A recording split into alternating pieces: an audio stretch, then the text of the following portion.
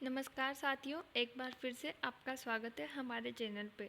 भारत की any airbase से 2022 में वापसी। तो जो हमारी आज की न्यूज़ होने वाली है वो इसी के बेस पे होने वाली है।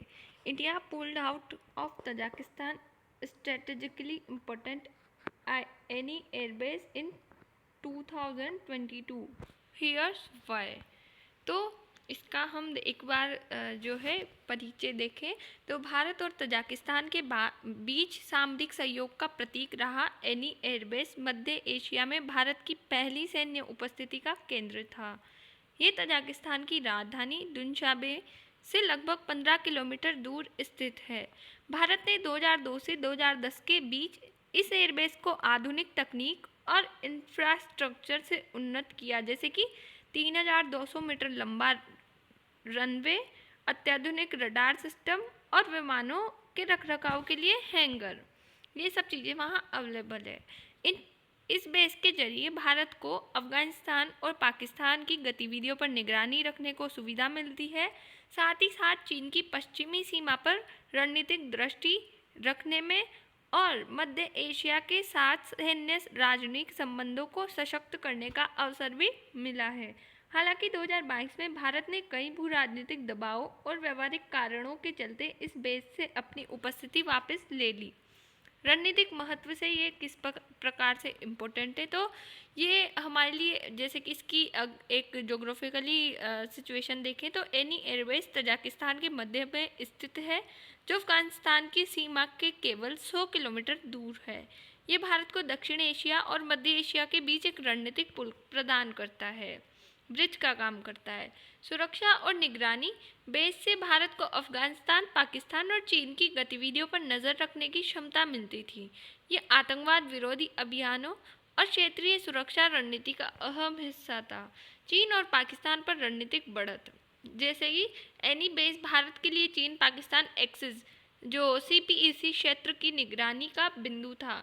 इससे भारत को गिलगित बल्टिस्तान और शिनजियांग तक की भू गतिविधियों का अनुमान लगाने की मदद मिलती थी।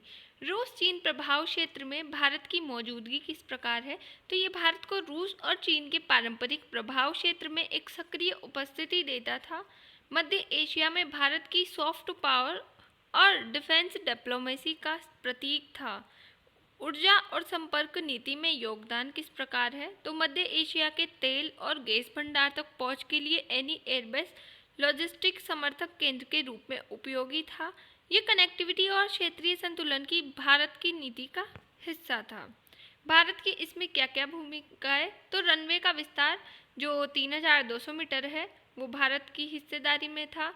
रडार और हैंगर का निर्माण, एयरबेस को भारतीय तकनीक ने उन्नत किया था, यानी कि इसमें जितने भी जो टेक्नोलॉजिकल जो भी चीज़ें लगी वो भारतीय तकनीकी से लगी हुई थी।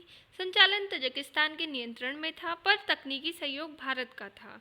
भारत ने बेस को फॉरवर्ड ऑपरेटिंग लोकेशन के रूप में उपयोग किया।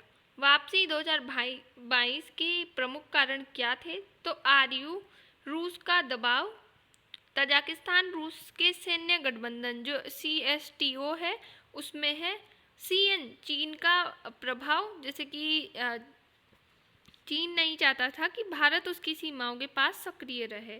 तजाकिस्तान नीति बदलाव, विदेशी सैन्य उपस्थिति पर नियंत्रण। उसी के साथ सप्लाई चेन की कठिनाई क्या क्या है, तो पाकिस्तान के रास्ते सीधा पहुंच नहीं है यहाँ पे। अफगानिस्तान में तालिबान शासन है और भारत ने कई रणनीतियाँ हैं यहाँ से अपनाई हुई है। उसी के साथ इसके परिणाम क्या क्या निकले, तो भारत की मध्य एशिया में सैन्य उपस्थिति समाप्त हो गई है। इस रनवे के समाप्त वापसी के दौरान इस क्षेत्र में रूस और चीन का प्रभाव बढ़ गया है। ऑब्वियसली भारत का प्रभाव ना होने से तजाकिस्तान में चीन और रूस का प्रभाव बढ़ना था। भारत का अब आर्थिक और सामरिक साझेदारी, जैसे कि INSTC चाबहार बंदरगाह परियोजना पर ध्यान दे रहा है। सुरक्षा नीति अब अधिक कूटनीतिक दिशा में केंद्रित है। हमारी पूरी न्यूज़ का कंक्लूजन निकल के आता है कि एनी एयरबेस भारत के लिए एक महत्वपूर्ण रणनीतिक अवसर था, लेकिन भू राजनीतिक दबावों और सीमित संसाधनों के कारण वापसी आवश्यक हो गई। भारत अब सैन्य की बजाय आर्थिक और कूटनीतिक माध्यमों से अपनी उपस्थिति मजबूत कर रहा है। तो आज का सिनेरियो हमारा यहीं ख़त्म होता है। I hope you understand and मिलते हैं नेक्स्ट वीडियो में। तब तक के लिए बाय। Thanks for watch.